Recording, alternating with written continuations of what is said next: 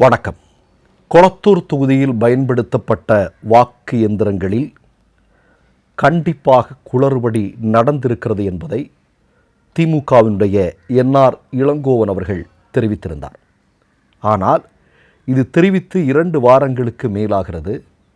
நாங்கள் வழக்கு தொடுப்போம் என்று சொன்ன திமுக ஏன் தாமதப்படுத்தி கொண்டிருக்கிறார்கள்? இதான் ரொம்ப முக்கியமான கேள்வி. அதுக்கு முன்னாடி நம்ம பேச வேண்டிய சில விஷயங்கள் இருக்கிறது. உங்களுக்கு எல்லாருக்கும் தெரியும், கொளத்தூர் தொகுதியில் நடந்த சட்டமன்ற தேர்தல் முடிவுகள் தமிழ்நாடு முழுவதும் மிகப்பெரிய அளவில் அதிர்வலைகளை ஏற்படுத்தின. குறிப்பாக 15% மட்டுமே வாக்குகள் வாங்குவார்கள் என்று சொன்ன தாவேக்கா என்று சொல்லக்கூடிய கட்சி இன்றைக்கு ஆட்சி அதிகாரத்தில் வந்திருக்கிறது. பெரும்பாலான ஊடகங்கள், பெரும்பாலான அல்ல, எல்லா ஊடகங்களுமே இதைத்தான் உறுதி செய்திருந்தார்கள். ஆனால் அந்த கட்சி ஆட்சி பொறுப்பிற்கு வந்திருக்கிறது. கொளத்தூரில் மு.க. ஸ்டாலின் தோல்வியடைந்திருக்கிறார். இதெல்லாமே இன்றைக்கு தமிழ்நாடு முழுவதும் மிகப்பெரிய அளவில் ஒரு விவாத பொருளாக இருக்கிறது. குறிப்பாக திமுகவினரிடையே இந்த கேள்வி வலுவாக எழுந்து கொண்டிருக்கிறது. கொளத்தூர் தொகுதியில் என்ன நடந்தது அப்படிங்கிறது நமக்கு எல்லாருக்கும் தெரியும். திமுக காரங்க வெளியே ப்ரெஸ் மீட் கொடுத்துருக்குறாங்க. அது வழியாக நம்ம பார்த்துருக்குறோம். அதில் 2 செய்திகளை மட்டும் இந்த இடத்துல நான் பகிர்ந்துக்கணும்னு விரும்புகிறேன். அதாவது 157வது வார்டில் நீங்கள் பார்த்தீங்கன்னா முகவரி அட்டைகள் முழுமையாக பூர்த்தியாக்கப்படாமல் இருந்தது அப்படின்னு திராவிட முன்னேற்ற கழகம் ஒரு மிகப்பெரிய குற்றச்சாட்டை முன்வைக்கிறார்கள். இதில் அந்த தொகுதியில் ஏறத்தாழ 36 வேட்பாளர்கள் போட்டியிட்டிருக்கிறார்கள்.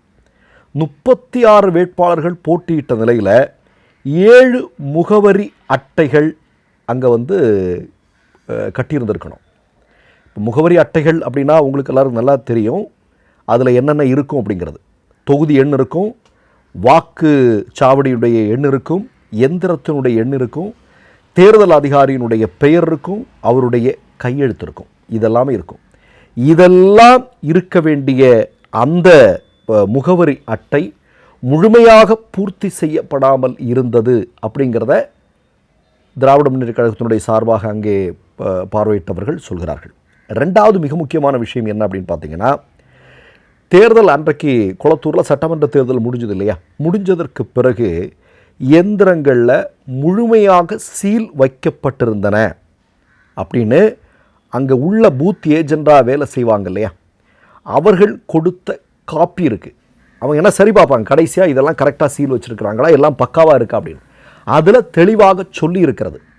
ஆனால் இன்றைக்கு பார்த்தா அந்த சீல் வைக்கப்பட்டதில் ஒரு மிகப்பெரிய அளவில் சந்தேகம் இருக்கிறது, புதிதாக இருக்கிறது, சரியாக இது பண்ணலை அப்படிங்கிற மாதிரியான செய்திகளையும் திராவிட முன்னேற்ற கழகம் இன்றைக்கு வெளியிட்டிருக்கிறார்கள். இப்போது நான் என்ன கேட்குறேன் அப்படின்னா, இந்த வழக்கு கோர்ட்டில் போக போகுது அப்படின்னு திராவிட முன்னேற்ற கழகம் சொல்கிறது. ஆனால் எலெக்ஷன் கமிஷன் இந்த நேரத்தில் ஒரு சர்டிஃபிகேட் கொடுக்கணும் திராவிட முன்னேற்ற கழகத்திற்கு. என்ன சர்டிஃபிகேட் கொடுக்கணும்?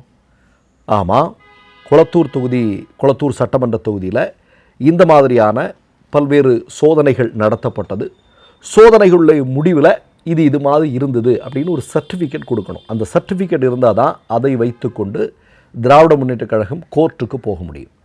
ஆனால் தேர்தல் ஆணையம் இழுத்தடித்து கொண்டிருக்கிறது. இப்போ நமக்கு எல்லாருக்கும் நல்லா தெரியும், மேற்கு வங்கத்தில் ஒரு 4000க்கும் அதிகமான எந்திரங்கள் தீக்கிரையாக்கப்பட்டது. அதே மாதிரி திடுப்புன்னு ஒரு கற்பனைக்காக சொல்கிறேன், கொளத்தூர் தொகுதியில் ஆய்வு நடத்திய தகவல்கள் அடங்கிய கோப்புகள் திடீரென்று எரிந்து போனதுன்னு செய்திகள் வரலாம், என்ன வேணாலும் நடக்கலாம். ஏன்னா காலம் அந்த மாதிரி இருக்குது. சரி, அது ஒரு பக்கம் இருக்கட்டும். இப்போ ஏன் இவர்கள் கொடுப்பதற்கு தாமதப்படுத்தி கொண்டிருக்கிறார்கள் அப்படிங்கிற ஒரு மிக முக்கியமான கேள்வியை நம்ம இந்த நேரத்தில் நம்ம எழுப்ப வேண்டியிருக்கிறது. கூடுதலாக இப்போது கடந்த காலங்களில் எல்லாம் கோர்ட்டில் இந்த இவிஎம்மில் குளறுபடி இருக்குது அப்படின்னு பல்வேறு வழக்குகள் போயிருக்கு. உங்களுக்கு எல்லாருக்கும் நல்லா தெரியும். அந்த வழக்குகள் எல்லாம் ஏன் தள்ளுபடி செய்யப்பட்டன?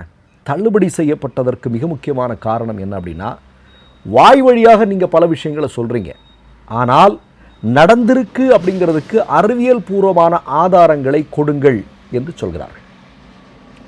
அது இன்று வரையிலும் எந்தெந்த கட்சிகளாவது கொண்டு போய் சரியாக கொடுத்துருக்குறாங்களா அப்படின்னா அது இல்லை அப்படிங்கிறதா முக்கியமான விஷயம். அதனால் திராவிட முன்னேற்ற கழகம் இப்போது கோர்ட்டுக்கு போகுதுன்னு வச்சுங்க. இப்போ கோர்ட்டுக்கு போகுது அப்படின்னா தகுந்த ஆதாரங்களோடு செல்ல வேண்டும் என்பதுதான் மிக முக்கியமான விஷயம். அதிலே குறிப்பாக அவங்க சில ஆதாரங்களை திரட்டி கொண்டிருக்கிறார்கள். 17C என்று சொல்லக்கூடிய ஒரு படிவம் இருக்கு இல்லையா, அந்த படிவம் வந்து ரொம்ப முக்கியமானது. 17C படிவம் அப்படிங்கிறது என்னென்னா உங்களுக்கு நல்லா தெரியும்.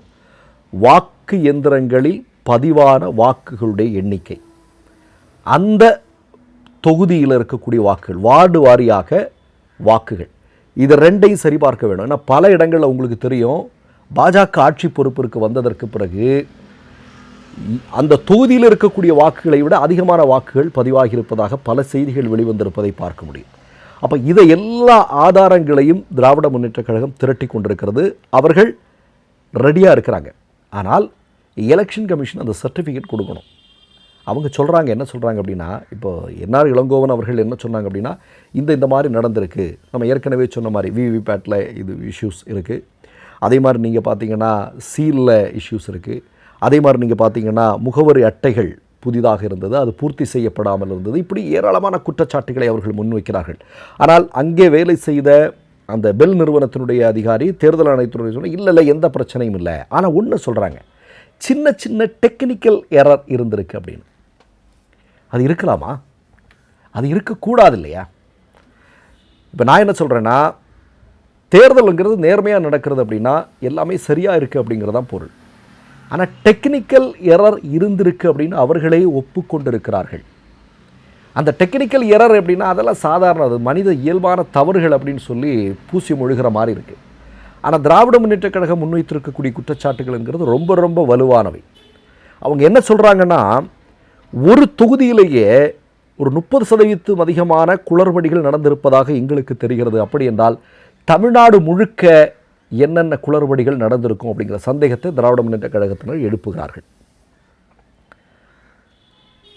நமக்கு எல்லாருக்கும் தெரியுங்க, இன்றைக்கு பொதுமக்களிடம் கடந்த பாராளுமன்ற தேர்தலை ஒட்டி இந்தியாவில், குறிப்பாக வட இந்தியாவில் மக்கள் மத்தியில் ஒரு பிரபலமான ஊடகம் ஒரு மிகப்பெரிய கருத்து கணிப்பு எடுத்தார்கள். என்ன கருத்து கணிப்பில் ரொம்ப முக்கியமாக முன்வைக்கின்ற 2 கேள்விகள்: தற்போது செயல்பட்டு கொண்டிருக்கக்கூடிய தேர்தல் ஆணையத்தின் மீதான நம்பிக்கை, இன்னொன்று இன்றைக்கு இந்தியாவில் பயன்படுத்தப்பட்டு கொண்டிருக்கக்கூடிய வாக்கு எந்திரங்கள். இதற்கு பெரும்பாலான இந்திய மக்கள் தங்களுடைய அதிருப்தியை தெரிவித்திருக்கிறார்கள். தேர்தல் ஆணையத்தினுடைய செயல்பாடு மீது கடுமையான அதிருப்தி இருக்கிறது. வாக்கேந்திரங்களுடைய நம்பகத்தன்மை குறித்து மிகப்பெரிய அளவிலான அதிருப்தி இந்திய மக்களுக்கு இருக்கிறது அப்படிங்கிறதா உண்மை. இந்த நேரத்தில் தான் கொளத்தூரில் மு.க. ஸ்டாலின் அவர்கள் போட்டியிட்ட தொகுதியில் இந்த மாதிரியான சிக்கல் வந்திருக்கு. மீண்டும் சொல்கிறோம், இந்த வழக்கு கோர்ட்டுக்கு போகும் பட்சத்தில் இது இந்திய அரசியல் வரலாற்றில் ஒரு மாபெரும் திருப்பு முனையை ஏற்படுத்த போகிறதா அப்படிங்கிறதா இன்றைக்கு இந்தியாவை உற்று நோக்கக்கூடிய ஒரு மிக முக்கியமான கேள்வியாக இருக்கிறது. மற்றொரு நிகழ்வில் சந்திப்போம். நன்றி, வணக்கம். 3 யூடியூப் சேனல்கள் வியாபாரத்திற்கு இருக்கிறது. தேவைப்படுபவர்கள் இந்த எண்ணுக்கு தொடர்பு கொள்ளுங்கள். மை நேம் இஸ் ரெட் சேனலை சப்ஸ்கிரைப் பண்ணிக்கோங்க. அதுக்கப்புறமா பக்கத்தில் இருக்கிற ஜாயின் பட்டனை கிளிக் பண்ணீங்கன்னா ஒரு நியூ பேஜ் ஒன்று ஓப்பன் ஆகும். அதுலேயும் ஜாயின் பட்டனே கிளிக் பண்ணிக்கோங்க. அதில் பார்த்தீங்கன்னா credit R debit card options இருக்கு. இதில் உங்களுக்கு விசா, மாஸ்டர் கார்டு, ரிப்பே அப்படின்னு 3 ஆப்ஷன்ஸ் கொடுத்துருக்காங்க. அதில் நீங்கள் எந்த கார்டு சூஸ் பண்ணுறீங்களோ அந்த கார்டோட நம்பர் என்டர் பண்ணிக்கோங்க. அப்புறமா கார்டோட வேலிடிட்டி மந்த் அண்ட் இயரை டைப் பண்ணிக்கோங்க. அடுத்தபடியா உங்க கார்டோட பின்னால சிவிசி கோடுன்னு சொல்லிட்டு 3 நம்பர்ஸ் கொடுத்துருப்பாங்க. அந்த நம்பரை இதில் என்டர் பண்ணிக்கோங்க. அப்புறமா அட்ரஸ் அண்ட் இன்ஃபர்மேஷன் என்டர் பண்ணிட்டு பைங்கிற பட்டனை கிளிக் பண்ணிக்கோங்க. ஒருவேளை உங்க கார்டு நம்பர் இன்வாலிட்னு காமிச்சிச்சுன்னா உங்க கார்டுல இன்டர்நேஷனல் யூசேஜை எனேபிள் பண்ணுங்க.